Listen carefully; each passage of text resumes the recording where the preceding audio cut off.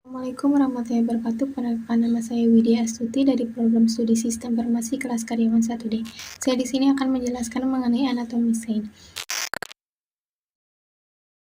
Ada yang tahu gak apa itu anatomi sains? Anatomi sein.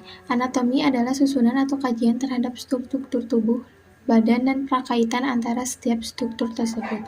Anatomi berasal dari bahasa Yunani ana bermaksud asingkan dan tom bermaksud memotong. Sedangkan sein berasal dari kata Latin scientia yang berarti pengetahuan, dan dalam arti luas adalah setiap pengetahuan dasar atau praktek preskriptif sistematis yang mampu menghasilkan prediksi. Sehingga dapat disimpulkan bahwa anatomi sein adalah suatu kajian yang menjelaskan bagaimana hubungan-hubungan yang terjadi dalam memperoleh pengetahuan itu sendiri. Selanjutnya saya akan menjelaskan mengenai struktur anatomi.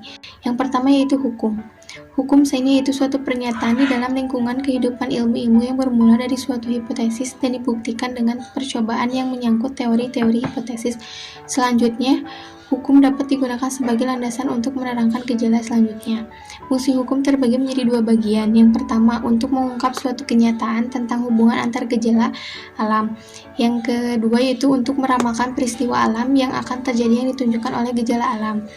Selanjutnya, mengenai teori. Teori dalam sains itu diungkap dalam bentuk dan teori.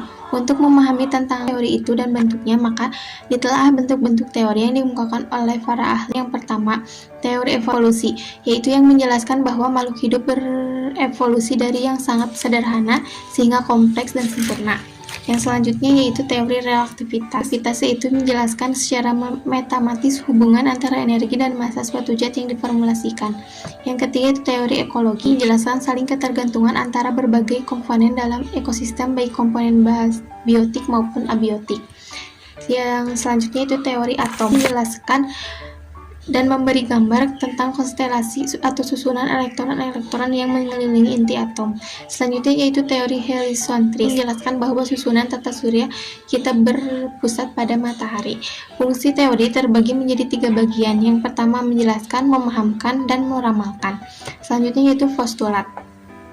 Postulat dalam bahasa Latinnya itu postulatum, dari postular yang artinya meminta, menuntut. Postulat adalah suatu anggapan dasar yang sudah dianggap benar sehingga kebenaran tersebut tidak dipertanyakan lagi oleh orang yang menggunakan anggapan tersebut.